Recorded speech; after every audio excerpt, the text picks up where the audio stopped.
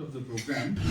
With this, I request Professor Farooq Shah, Honorable Vice Chancellor, Central University of Kashmir, to kindly mark the beginning of the workshop with his learned special address. Sir. Thank you very much, Honorable Director of NIT, Madam Professor, other senior faculty of the National Institute of Technology, Srinagar, faculty from the Department of Humanities, Social Science and Management, and dear scholars, ladies and gentlemen, a very good morning to all of you. In fact, it's a very prestigious moment for me to be a part of this workshop, this 1 week research methodology workshop being organized by the Department of Humanities, Social Sciences and Education. There has been a sea change over the decades in the way the research was being conducted previously and is being conducted now. As Rakisa was telling, that incidentally he came across a person who handed him over a paper to just read it out and then come out with his own opinion about this paper. And this marked the beginning of his research. This is primarily because there were no structured programs on how to conduct research during those days. And this happened to me also. During our days, we had absolutely no idea about how to conduct a research. Not only about how to conduct a research, on what to conduct a research on. We had absolutely no idea about what is the area, what should be the topic, how it should be selected, what should be the methodology adopted, and what should be the sequence and process of research. But things have changed now. There has been now structured process, now structured programs which tell people as to how to conduct research, and those programs are known as research methodology programs. Now this research methodology program, I'm happy to learn that the department has been conducting many such programs previously, and very happy to learn that the department has already around 20 research scholars and global admitted for pursuing PhD research program. We need to have such programs because now things have changed. We have to have formalized structured programs, and these programs are important, extremely important for conducting research that is an impactful research. Now, research has to be impactful in the sense that it makes some contribution as far as the betterment of society at large is concerned. We make the research which is unproductive, which is absolutely useless, which is there for quantitative purpose, for any research has to be that it has to bring about some positive change in the life standard, in the lifestyle of people. And that research can be called as an impactful research. Now, for conducting such kind of impactful research, we need to have these research methodology programs. Now, over the years, there has been a change. I have observed, because I have been now supervising research, conducting research myself, and supervising research for the last many years now. What I have seen over the years, that students unfortunately have started to resort to shortcuts. And what are those shortcuts? I'll be briefly put of light on some of them. Now, these shortcuts is not only in terms of the content of methodology, in terms of the purpose of methodology, but also in terms of the sequence of research that they follow. The first things first, let me tell you that the first thing that you should do is to see the area where you intend to conduct research. Now, what this area could be, this area could be from your area of interest. If you have some little bit of interest in some particular area, then you have to explore that area and see what could be the topic or brief, what could be the particular area that should be taken up for research. Or in case you don't have any, absolutely no idea about what could be the area of research for you, then you have to go for extensive literature review. Now, this literature review is extremely important. And what unfortunately our students do without understanding the areas the core area, the peripheral area of the research where they want to conduct research on, they straightway go to the selection of topic. Now, this is absolutely nonsense. Topic should not be selected in advance, in the sense that even if you have some idea that a particular area is there which is worthwhile for research for me because I have the interest, I have the expertise, or I have the aptitude in that area, then have embarked on the extensive literature review on that area. And when you talk of extensive literature review, it means that you have to have review of literature which is specific to that particular area while you have the aptitude, and which is not only specific but it's broader in the context. That you have to go to the peripherals also, in the sense, because there's a golden principle in literature review. Read whatever you know, as well as read whatever you don't know. But unfortunately, what we do is that we mostly read what we don't know, and we leave apart that area which we know, because nobody can be claim that he is the master of any area. So if you have to have any particular area which is of interest to you as for conduct of research, the first thing you have to do is to conduct the extensive literature review. Now, this conduct of this extensive literature review has several benefits. One important benefit is that it makes your concept clear. So it makes your conceptual clarity, it enhances your conceptual clarity. One. The other thing is that it gives you an idea about where is the research gap.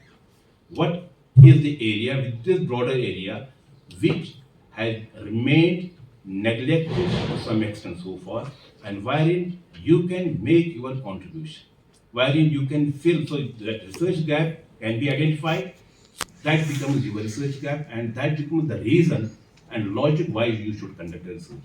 Otherwise, if you continue to conduct research on an area which has already been explored, which has already been investigated, your research doesn't carry any sense. So your research carries sense only once you have identified the gap for your research and you have embarked yourself on that particular area.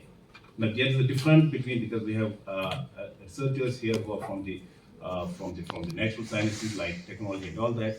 There's a difference between conducting research in the STEM area and the social sciences area. Since our area falls into social sciences, we don't believe, we hardly have any lab-based research, but our research is also most of the time is empirical, data-based. So I'm speaking from that point of view. So the first thing is that you have to conduct the extensive literature review. So that extensive literature review makes you conceptually strong. One. The other thing is that it gives you the gap, which becomes a gap of research to be fulfilled, to be filled in by you. Number two. Number three, it tells you about what should be the methodology you should adopt. Let me tell you my own example. When I started conducting research way back in early 90s, I had a piece of paper. I could lay my hands on a piece of paper, on one literature, one paper, research paper, that was so appealing to me, that I followed the same methodology, not only in my MPhil thesis, but in my PhD research thesis. So this is exactly what science was telling you, that something has to be there that can be modeled for you. And that is how the literature review will come to your head.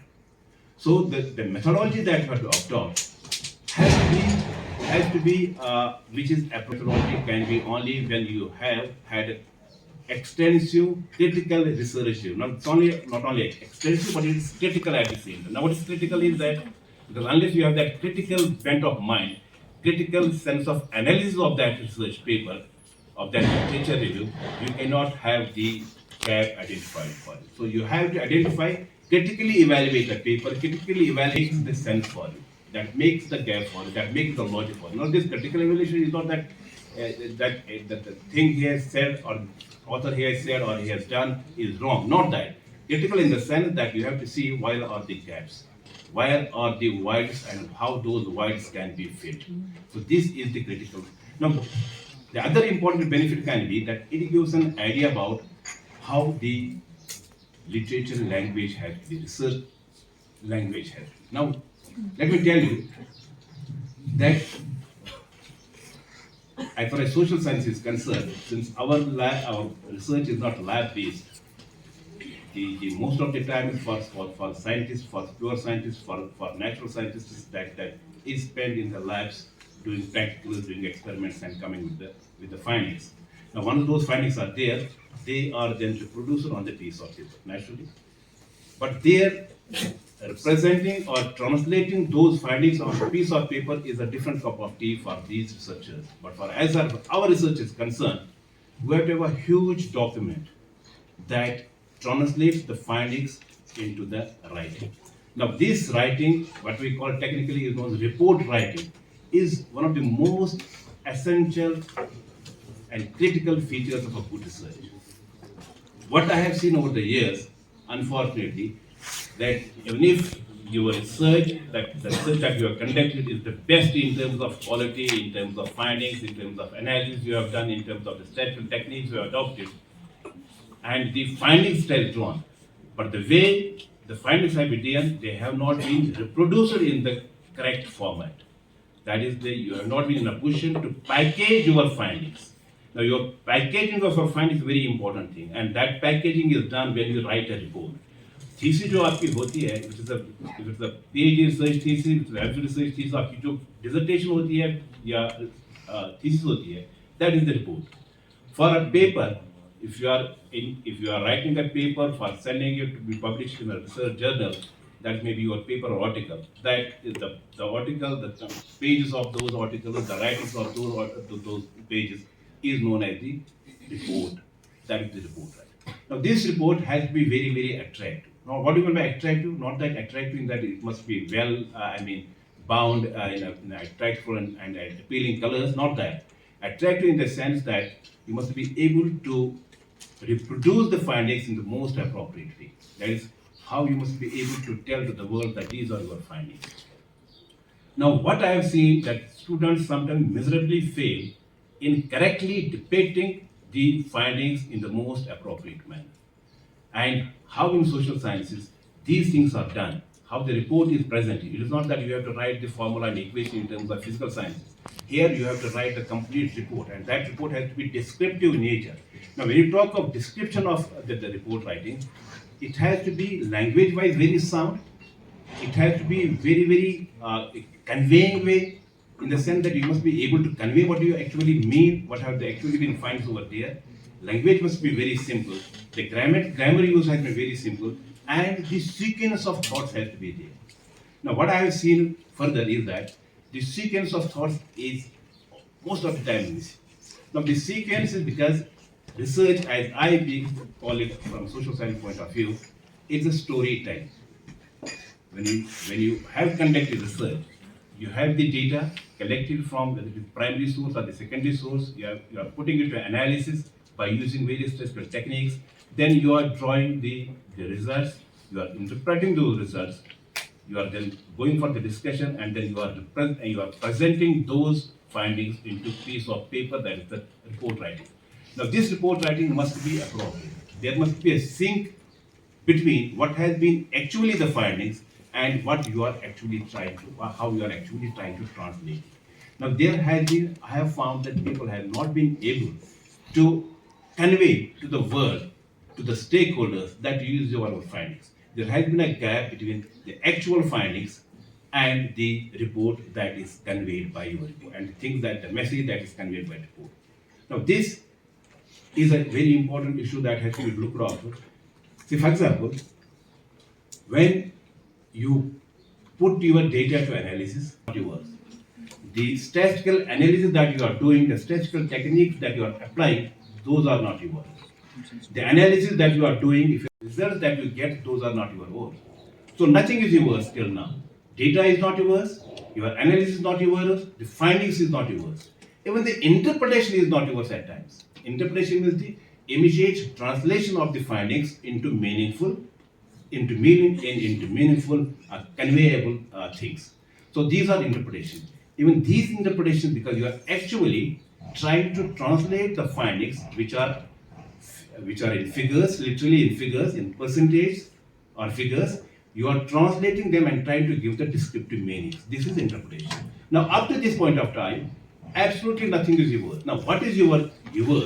What is your own? Is the discussion.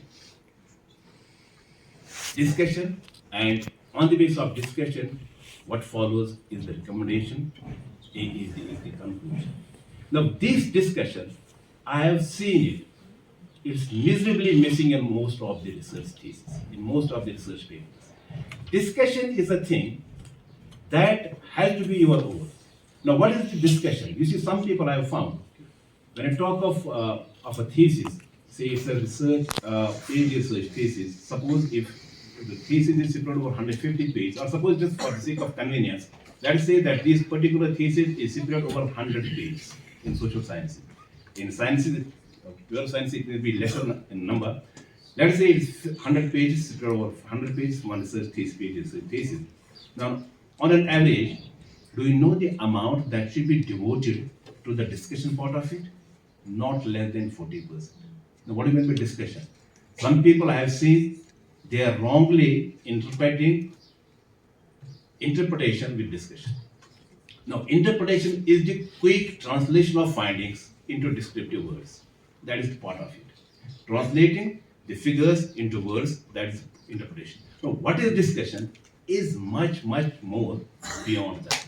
Now, discussion is what actually you have found and what is the reason for those findings. Now, once you try to interpret the results, you are giving a discussion on this in the sense you are describing it, not only describing it, you are at the same time you are justifying it and you are comparing it with the previous findings. We are comparing with the previous research. Now, this becomes your own part because that is your contribution. Otherwise, I repeat, your data, your analysis, your interpretation, statistical techniques, nothing is yours. It's not your discussion. So, miserably, students fail while discussing things because discussion is not only interpretation, discussion is much beyond more than that because discussion gives the reader an idea what you actually want to say, what should be done to just overcome a particular problem, to just overcome a particular constraint. And that is the part of that is what the discussion to describe. Now, this discussion is much more than interpretation, comparing the previous results, justifying the results, giving you an over possible reasons, what these are the possible reasons for the findings that you have arrived at. Now, this is discussion.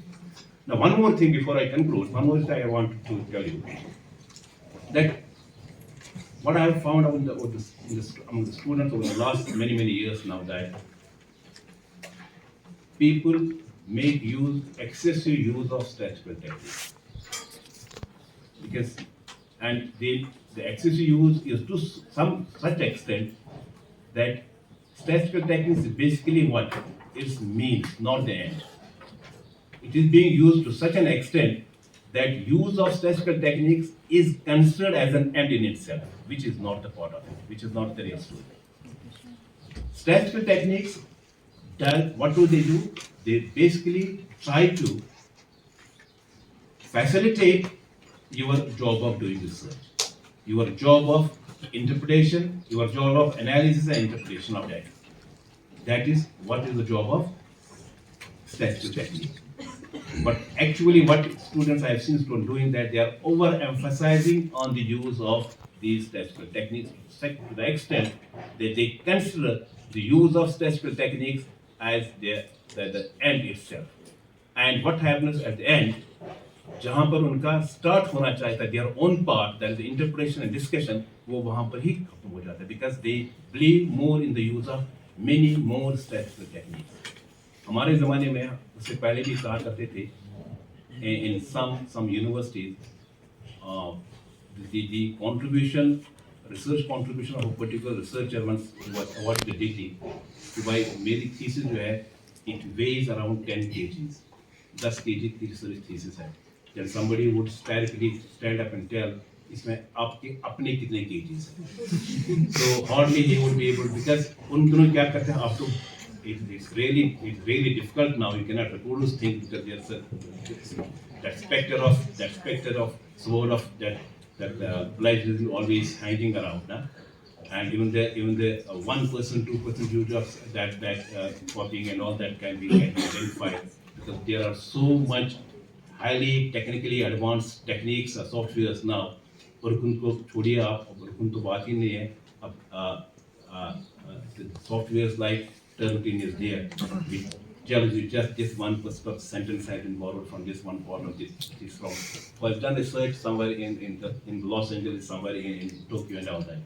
So वो तलवार तो लटक रही है लेकिन अब यहाँ पर भी स्टूडेंट्स ने क्या किया है they have tried to invent some other way of just misusing this.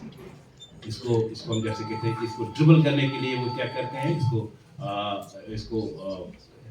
wrong guide करके इसको paraphrasing करते हैं. Now this paraphrasing I have never been able to understand what it actually is. The paraphrasing should have been that you have to say what a particular of सागर साहब ने क्या कहा अपनी thesis में अपने पेपर फॉर्म पेपर में तो उसको अपने दूसरे लैंग्वेज में नॉट दूसरी लैंग्वेज दूसरे वर्ड्स में अपने इसको एक्सप्रेस करना है इस टाइप का दैट इज बेसिकली paraphrasing. लेकिन what I have seen people using paraphrasing secure if the author intended to say yes or intended to say that he found that the intent here has gone up paraphrasing ऐसे हो गई है कि इसको वो लोग करें. So this is the kind of paraphrase that is being done, and this is justly simply an attempt to dribble to come to safeguard yourself from this word of that plagiarism. But in the process, what they end up doing is that they end up doing actually not any contribution, but this contribution in itself because they are making the wrong interpretation of things. Now. This use of excessive these statistical techniques not only wastage of time. Let me tell you, the best of the research that has ever been produced has never made use of factor analysis. Let me tell you, has never made of such bombastic. I cannot even pronounce some of those statistical techniques. So, do you know the power of average? Do you know the power of percentage? Do you know the power of maximum is regression and that is correlation. Maximum. Let me tell you, beyond that, any use of statistical technique, if you emphasize it is used at by 80%, its contribution will not be more than 80%. So, input vis-a-vis output, और बीच में जो आप throughput करते हैं, उसमें से उसका कोई बिल्कुल भी महत्व ही नहीं. And what you actually end up doing is that you end up using those techniques because most of the techniques are now used to just for a purpose that your thesis becomes appealing. The reader जो है once the reader browses through the page of the thesis, he will feel attracted and he will feel appealing that he has used these kinds of techniques, stressful advanced techniques. But that's not the case. You should be able to just stick to your purpose, and that purpose can be achieved even if you just restrict the usage to the use of techniques to the extent of percentage, means, dispersions, or only these things, not beyond that.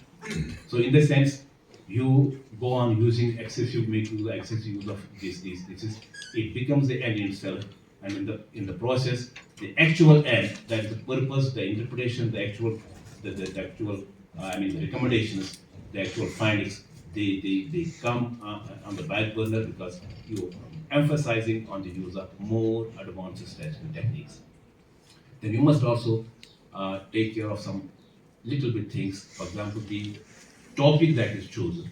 That topic has to be very crisp, and that topic has to be chosen not in the first instance, but after I suggest my scholars to make the selection of the topic after 1 year. They are actually after 1 year they are in the research process, because by that time you are conceptually very clear. You are conceptually very strong. Your idea of, because you have had lot of things, you have had lot of readings and all that. your idea is actually clear and able to just come out with that topic. Because otherwise, most of the times I have seen people who rush to the selection of topics, they maybe after one year, 1.5 year, or 2 years even, they are compelled to go for the modification of topics, change in topics. And that's a very routine procedure in the formal research, conduct of formal research, because people have not applied their mind while selection of the topic, because the first thing they have done during the course of research is the selection of the topic. And once this topic is sealed, it is sealed there formally in a meeting, then you cannot change it. And it has to have a lot of process to follow for any modification in the topic. Then have, I'll end up with this, because I'm given to understand like a submission meeting here. End up with research is a continuous process. Mind it, the formal research that you're doing is not the end of it. It is rather the beginning of it. Your actual research begins once you are awarded the degree. And your research begins once your paper is published. And that publication you must start doing during the course of research. Now there's a requirement that you have 1 or 2 research papers at the time of award of the degree. So it begins there only. And your focus should not be on the award of degree, it should be the beginning rather than the end of it. And then have the continuous mind mapping for the entire process, the sequence of things. You see, research process जो है वो start नहीं होना चाहिए topic से, it should start basically with क्या आपकी research problem क्या होनी चाहिए. And once you start doing that, it should end with giving the recommendations and setting the agenda for future research. That's again your job. What should be the future areas of as far as this area of research is concerned? Because you should give something, because most of your research is not that comprehensive that the problem is resolved forever. There will be absolutely no other problem in this area. Rather, you should identify the areas where you could not embark on, where you could not contribute to, and you should leave those and identify those areas and see these are the agenda points for the researchers to come. Now, one last thing I'll tell you that never stop doing literature review. It must begin, your research must begin with literature review, your research must end with literature review. I keep on suggesting my students, the moment they are even writing the last chapter of their thesis, say that is, for example, the sequentially we say the last chapter is the recommendations and findings and recommendations are suggestions and limitations they are all. So at that moment also they should continue doing literature review. Though literature review is what? It is the second, normally in the normal course of things, it is the second topic in your research. Literature review topic, literature review chapter is the second chapter in your research. But do you know, this is the last chapter to be written. It is sequentially put in the thesis, in the second chapter, but it must be the last chapter to be written by a researcher. Because this is the area where there will be continuous change and modification, where there will be continuous enrichment, and that enrichment will make enrichment in your research also. If you have to modify your whole sequence of things, your whole framework, it becomes research. So continue doing literature review and have a continuous mind mapping in advance that what of this you have to do as far as your research project is concerned. Because it is not once, if it is fixed for all times to come, आपका जहन जो है block हो जाता है, and once your mind is blocked, you cannot come out of that definite and certain framework. And if you are held up in that definite certain framework, you cannot be a dynamic researcher. Your research cannot be a dynamic research. In order to ensure that your research is a dynamic research, you have to have continuous continuous mind mapping, and that continuous mind mapping can be done by the continuous and persistent literature review. So with these words, I'm extremely thankful for having given me this opportunity to speak a few words over there, to be a part of this workshop. And I'm sure that after you are done with this workshop, you'll find yourself you're finding yourself better off in terms of research and known about research techniques, how it is conducted and all that. And I'm sure that you will enjoy all these 5-6 days interacting with the experts. I'm told that there are a couple of experts drawn from some good institutions of the country, and they have taken care of.